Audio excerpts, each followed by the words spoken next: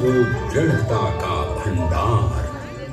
वल्लभ भाई पटेल नाम कहलाता था सरदार। कृषक कार्मिक जनगण से था उसको प्यार अपार। अखिल देश ने उसे रहनुमा किया था स्वीकार। गांधी बापू का शिष्य, सत्य अहिंसा का अवतार, किंतु एक भारत करने को धर लेता हथियार। लौह पुरुष संबोधन था वो लोहे की दीवार। तेज पुंज तुम, शक्तिपीठ तुम, बल का सागर अपरंपार। ऋणी देश का नम्र नमन तुम स्वीकारो सम्मान।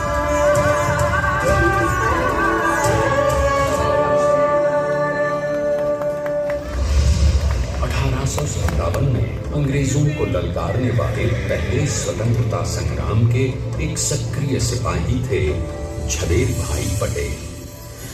करमसद गांव के इस बहादुर देशभक्त किसान और उनकी पत्नी लाडबाई के 5 बेटों और 1 बेटी में से चौथे पुत्र थे वल्लभ भाई। बालक वल्लभ ने करमसद के बाद नडियाद से अपनी हाई स्कूल की शिक्षा पूरी की। फिर 13 साल की उम्र में उनकी शादी भी हो गई छोटी सी झवेर बाई से। 2 बच्चों, बेटी मणिबेन और बेटे डाया भाई को जन्म देने के बाद झवेर बाई असमय ही चल बसी। सदी बदलने और 20वीं सदी आने पर उनका जीवन भी एक चमत्कार की तरह बदला। प्लीडर का इम्तिहान पास करके वो वकालत करने लगे। पहले गोधरा, फिर आणंद और उसके बाद अहमदाबाद में। मगर जल्द ही वकालत छोड़कर वो बैरिस्टर बनने की इच्छा से इंग्लैंड चले गए। लंदन में बैरिस्ट्री में अव्वल आने और वजीफा जीतने वाले वो अनोखे भारतीय थे। अब तो अहमदाबाद की वरिष्ठ अदालत में बैरिस्टर पटेल की जिरह और जीतों की धूम मच गई।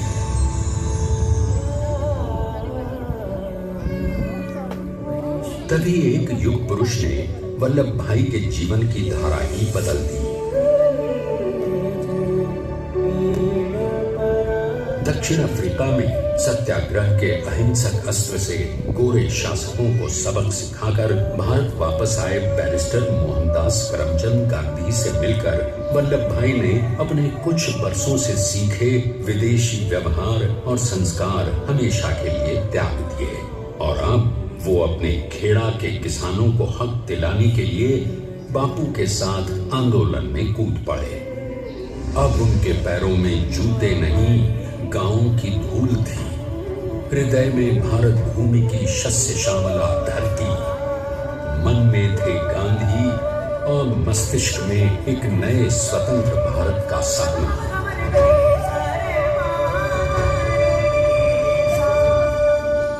तभी बारडोली के मजबूर मजलूम किसानों की यातना का समाचार उनके पास पहुंचा। तुरंत वल्लभ भाई वहां पहुंचे और यूं शुरू हुआ भारत का सबसे बड़ा और सफल किसान आंदोलन बारडोली।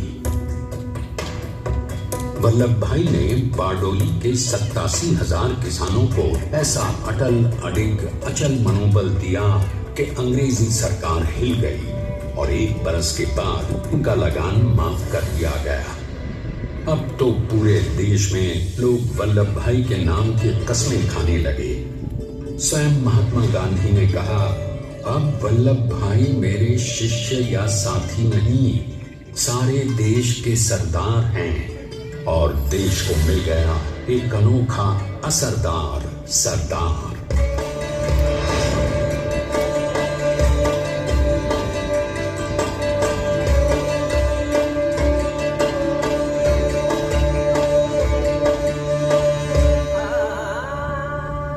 सरदार पटेल के नाम और देशभक्ति से अंग्रेज डर कर कांपने लगे।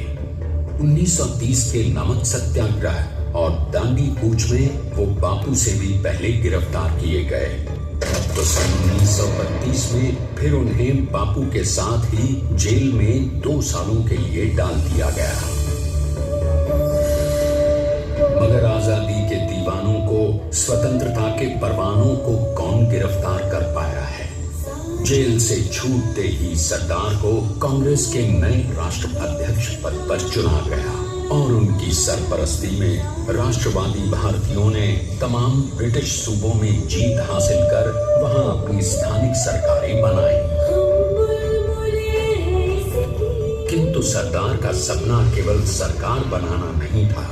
उनका स्वप्न तो था एक ऐसे नए भारत का जहां हर रंग, हर रूप, हर जात, मजहब, तबके का हिंदुस्तानी एक साथ मिलकर एक ऐसा नया भारत बना सके जहां पूर्ण स्वराज के साथ सारे समाज को गरीबी, अशिक्षा, छुआछूत से भी आजादी मिल जाए।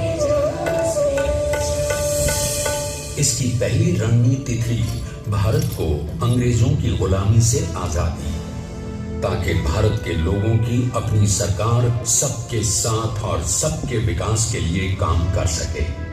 बापू की अगुवाई में अब देश ने अंग्रेजों को अंतिम चेतावनी दे दी, करेंगे या मरेंगे, क्विट इंडिया, अंग्रेजों भारत छोड़ो। बस फिर क्या था, संघर्ष की रणभेरी बची। 3 सालों के लिए सरदार पटेल को भी सत्याग्रही नेताओं के साथ जेल में ठूंस दिया गया। 2 सालों के बाद अंग्रेजों को बापू के सभी शिष्यों और साथियों को छोड़ना पड़ा।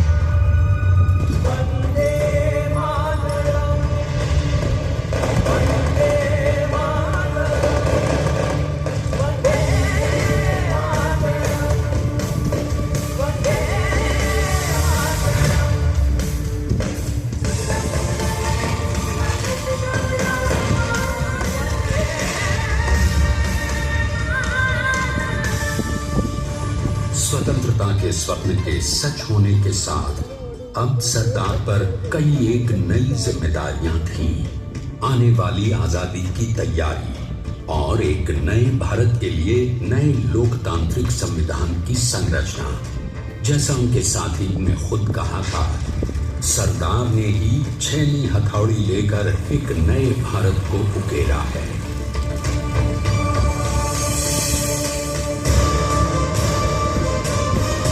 स्वाधीनता तो प्राप्त हुई, लेकिन खंडित भारत में भी उठते विभाजनवादी अंधकार को अभी दूर करना था। जब देश के खंड खंड होने का भय उत्पन्न होने लगा, तो सरदार ने निर्भय होकर खुद अपनी केंद्र सरकार और साथियों को भी चुनौती दे डाली और जम्मू कश्मीर को बचाने के लिए सारे देश का आकाश वायुयानों से भर गया।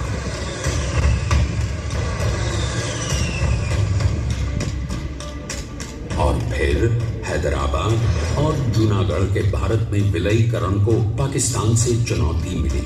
सरदार चाहते थे कि देश की 1 इंच धरती अब और विभाजित नहीं होनी चाहिए। नए भारत को एक करने के लिए समझा बुझाकर, मनाकर 565 रियासतों को सरदार ने अपनी सूझबूझ, सदाशयिता, संबल से एक नए स्वतंत्र भारत का अभिन्न अंग बना लिया। हमारे इतिहास में अखंड भारत के पुरुषार्थ का ये एक महानतम अध्याय है। जैसा उन्होंने स्वयं कहा था, हमें नए धागों को पुराने ताने बाने में ऐसे पिरोना है कि एक दूसरे में गुंथ जाए और बेहतरीन बनावट वाला एक नया भारत उभर कर सामने आ सके।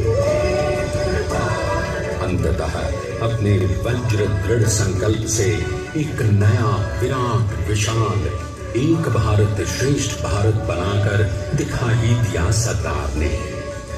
संसार के सबसे बड़े प्रजातंत्र के शिल्पी को प्रणाम करने के लिए देश ने बनाया है ये समर्थ स्मारक। स्वाधीन भारत को समर्थ भारत में बदलने वाले सरदार पटेल को समर्पित प्रेरणा तीर्थ भी है। प्रधानमंत्री श्री नरेंद्र मोदी के नेतृत्व में बनी विश्व की इस विशालतम प्रतिमा के सामने आकर सारी दुनिया जैसे स्वयं भी नतमस्तक हो जाती है।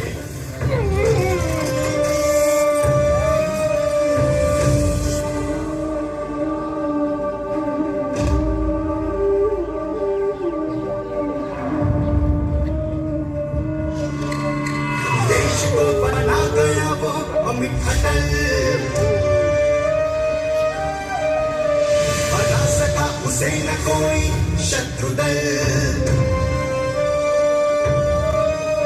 चट्टान के समान साम पुरुष प्रबल।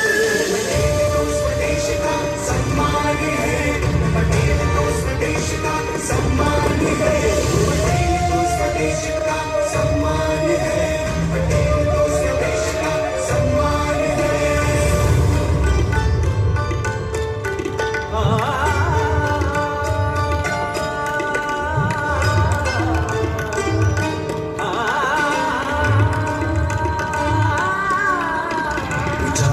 आकाश को छुए हुए गहराइयां समुद्र की लिए हुए, कदम अधिक जमीन पर जमे हुए। पटेल अपनी आन बान शान है, पटेल अपनी आन बान शान है, पटेल तो स्वदेश का सम्मान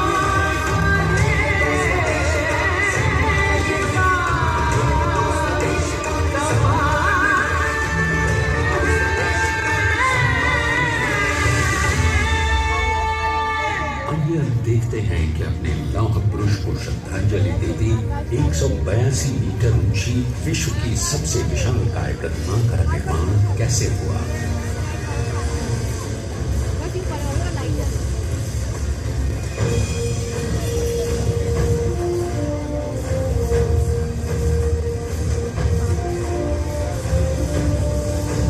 गगनचुंबी इस अद्वितीय अभूतपूर्व प्रतिमा को बनाने के लिए सबसे पहले नदी पर 4500 क्यूबिक मीटर का राफ्ट बना और फिर सीधा 600 फीट का कंक्रीट का कोर बनाया गया।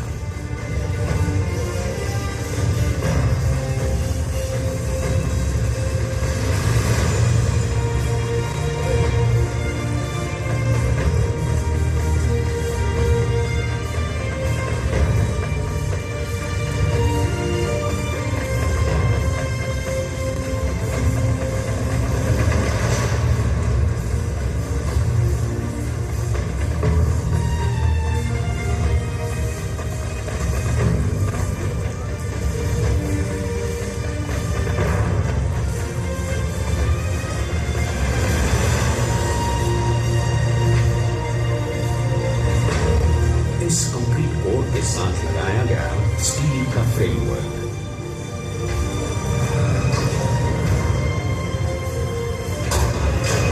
और फिर इस फ्रेमिंग पर 6500 ब्रॉन्ज के पीसेस लगाए गए।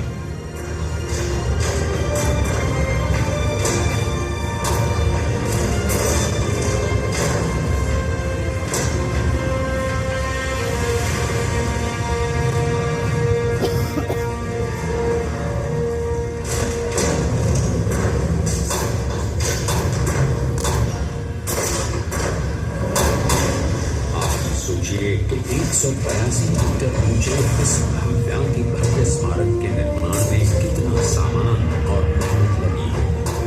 70,000 metric ton cement, 18,500 metric ton reinforcement steel, 6,000 metric ton structural steel और 1,700 मीट्रिक टन ब्रॉन्ज।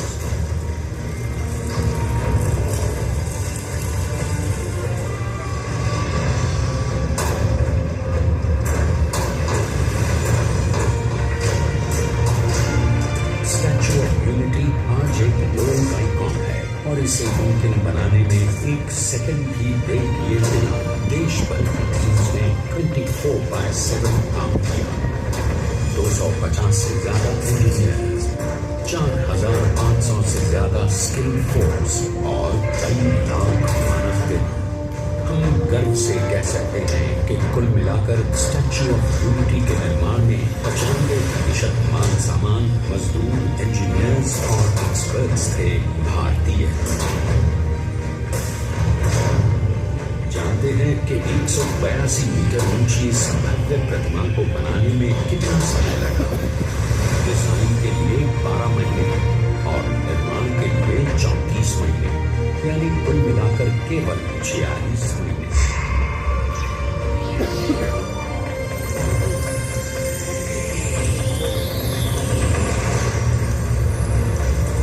और इसी तरह बनी देश के शिल्पकार की एक अनूठी, अद्वितीय, विशाल प्रतिमा, जो सिर्फ आज ही नहीं बल्कि आने वाले न जाने कितने सालों तक यूं ही चमचमाती रहेगी।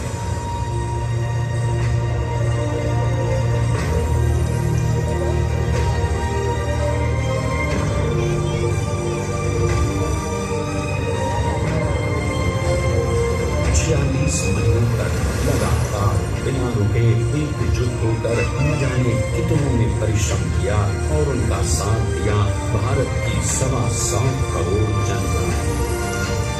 और तभी मुमकिन हो पाया एक ऐतिहासिक निर्माण जो आज कहलाता है भारत की नई पहचान। स्टैच्यू ऑफ यूनिटी, विश्व की सबसे ऊंची प्रतिमा।